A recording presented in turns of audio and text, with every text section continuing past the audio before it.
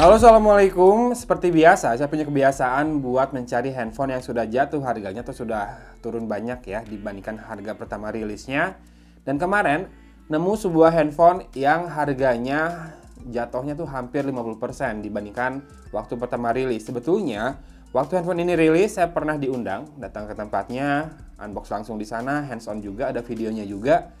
Tapi karena ini sekarang dijual terpautnya selisihnya 4,5 juta rupiah dari harga barunya. Jadinya saya tertarik buat membelinya. Jadi harga barunya itu 9,5, 9,499 dulu. Dan ini saya beli 499 saja. Jadi ya selisihnya 4,5 juta rupiah kan. Nah, saya cari juga di tempat lain, kebanyakan jual, nggak ada tuh yang jual sampai 499. Kebanyakan jual 6,5, paling murah 6,2. Makanya akhirnya saya bela-belain beli ini nih dari Madiun yang jual, harganya malah di struknya 4899, lebih murah lagi. Dan ini sempat saya bikin di Instagram story ya, saya lagi nunggu handphone dari Madiun, saya bilang semoga datangnya handphone beneran bukan brem, dan ternyata beneran datang handphonenya. Teman-teman juga pada nge-DM di Instagram itu pada bilang itu mah toko beneran terpercaya, emang murah-murah katanya. Dan beneran terbukti ya, barangnya datang. Inilah dia Samsung Galaxy A80. Betul, ini saya beli beneran ya. Nih, ada kan struknya, bondnya Samsung Galaxy A80 White. Oke, dari Madiun, Maju Hardware, Samsung Experience Store.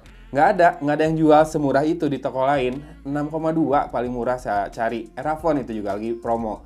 Walaupun di Erafone kayaknya kalau beli bonusnya itu ya, paket aksesoris Blackpink, tapi karena saya nggak butuh itu, yang mending saya lebih pilih yang lebih murah ini ya. Warnanya tetap ada dua, yang white sama yang gold. Dan kita lihat kemasannya seperti ini, berarti ini setahun yang lalu ya, makanya harganya udah turunnya lumayan banyak. Ya, dan kita lihat di sini ada IMEI-nya 2, berarti dual SIM, ghost white warnanya, postelnya juga tahun 2019 betul.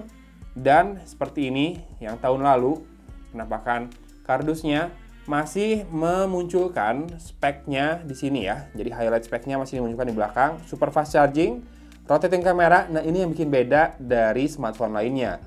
Si kamera belakangnya bisa menyembul ke atas lalu berbalik ke depan ya. Mungkin yang bisa menyaingi rotating kamera ini hanya Zenfone 6, tapi Zenfone 6 kameranya yang naik, bodi belakangnya enggak. Nah, ini bedanya di situ mungkin ya.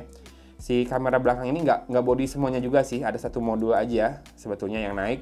Dan itu yang bikin menarik. Saya pikir Samsung bakal bikin penerusnya ya, yang punya rotating kamera seperti ini. Mungkin di level harga yang lebih murah, tapi ternyata enggak juga. Dan ini prosesornya octa-core prosesor adalah Snapdragon 730. Jadi kalau kamu berpikiran buat ngambil Samsung Galaxy A71, boleh juga dipertimbangkan buat Samsung Galaxy A80 ini buat dimasukin ke daftar ya. Ini sama-sama RAM-nya 8GB dan storage 128GB juga. Paling bedanya, ini baterainya nggak sebesar A71. Kalau A71 kan 4500, ini hanya 3700 mAh. Rotating kameranya 3 ya, 48MP wide, kemudian 8MP ultra wide, dan 3D depth kamera. Nah, kamu nggak usah nanya kamera selfie-nya berapa, karena itu juga kamera yang dipakai buat selfie-nya nanti. Layarnya 6,7 inci, Full HD+, Super AMOLED, 4G LTE, Infinity Display. Ini beneran ini ya, penuh banget layarnya. Nggak ada kamera depan kan di layarnya. Jadinya sangat menarik buat kita coba. Kita unbox dulu ya. Kita lihat apa saja yang ada di lampai penjualannya. Kali-kali saya udah lupa juga kayaknya, udah setahun lebih. Tereng teng teng.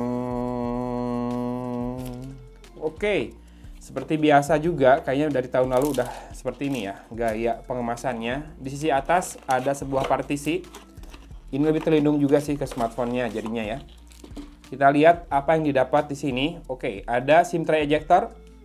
Bentuknya ya sama lah seperti Samsung kebanyakan. Seperti itu. Lalu oh ya, dapat hardcase. Mantap. Hardcase-nya warnanya putih sama dengan bodinya. Seperti ini hardcase-nya Samsung Galaxy A80. Ini kayak ada apa ya? Kayak ada pelindung apa ini? Oh, ini rada-rada lengket. Biarin aja dulu ya. Nggak terlalu putih sebetulnya, agak-agak keabu-abuan ya. Ghost white berarti namanya. Oke. Kemudian di sini ada panduan singkat dan quick start guide. Kalau kamu cari kartu garansinya, ada di yang bahasa Indonesia ini. Nih, kartu garansi.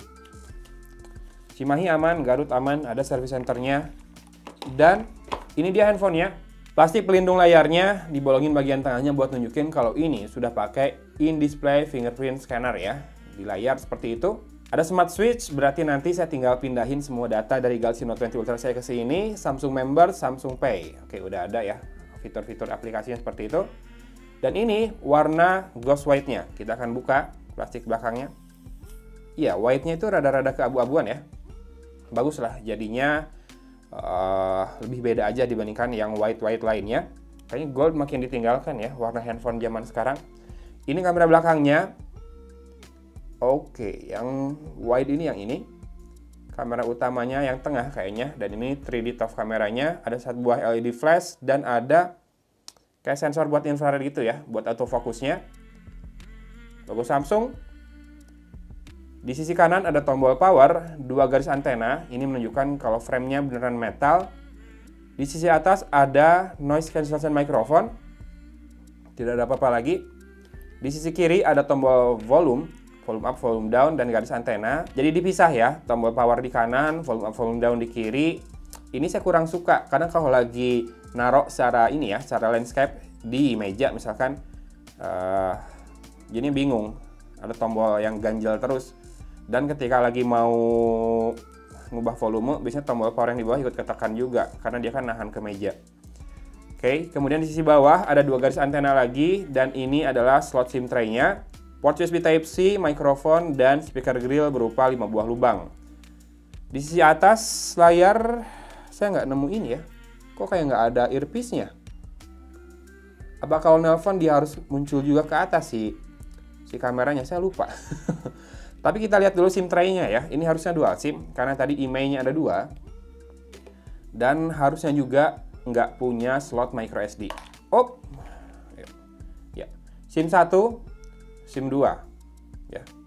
Jadi benar dual SIM tapi nggak punya slot micro SD. Mungkin itu kelebihan dari Samsung Galaxy A71 dibandingkan smartphone ini. Sisanya bisa jadi ini malah lebih worth it dibandingkan Galaxy A71 kecuali baterai ya. Ini framenya metal, kemudian bodinya bagian belakangnya nih curvy banget.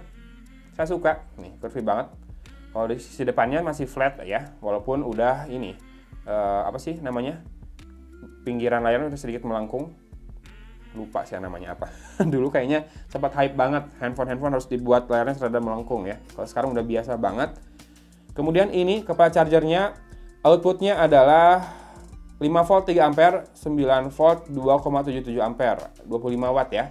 Memang ini fast chargingnya 25 watt. Lalu kita dapat kabel data putih. Oke. Kabel datanya saya suka juga, USB Type-C ke USB Type-C. Jadi kalau di laptop saya, USB Type-C itu lebih cepat dibandingkan USB Type-A speednya. Mungkin kalau di teman-teman yang pasti pakai laptop yang rada lama, belum ada USB Type-C-nya, jadi masalah malah ya harus pakai adapter lagi. Kemudian ini adalah headsetnya, sudah pakai USB Type-C ya, portnya. Jadi memang si handphonenya sudah nggak pakai jack audio 3,5 mm dari tahun lalu, berarti Samsung sudah mulai melakukan itu. Udah habis ya, sekarang kita akan coba nyalakan.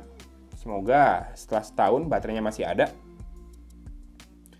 Dan ini layarnya kelihatan sih, bagian bezel bawahnya masih sedikit lebih tebal, tapi kiri kanannya udah tipis, atas juga tipis, hampir ya sama lah ya, yang atas dengan kiri kanan. Yang saya belum tahu dari tadi adalah earpiece-nya.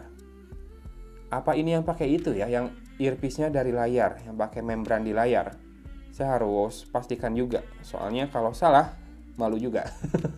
Lupa soalnya, kalau dulu kan ada briefnya ya, waktu datang ke acara nih, keunggulannya apa saja, earpiece-nya di mana gitu, dijelasin. A few moments later. Oke, sudah masuk home screen dan langsung ditawarin buat pindahan pakai smart switch ya.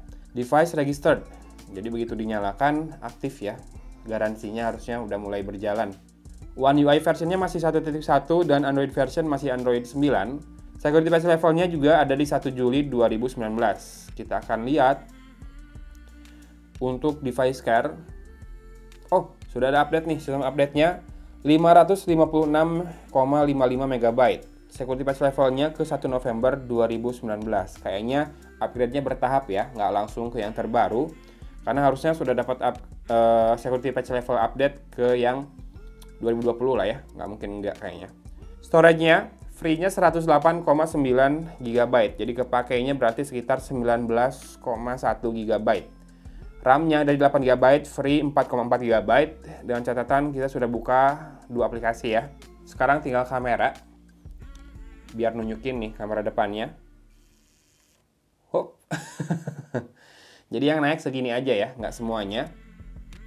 Motorized-nya segini tuh. Kelihatan nggak? Dari bodinya yang naik segitu doang. Dari garis antena sini sampai ke atas ya. Sama, di sini dari garis antena sampai ke atas. Dan ini kalau kita dorong masuk, langsung kebalik lagi kameranya dan masuk. Jadi aman harusnya.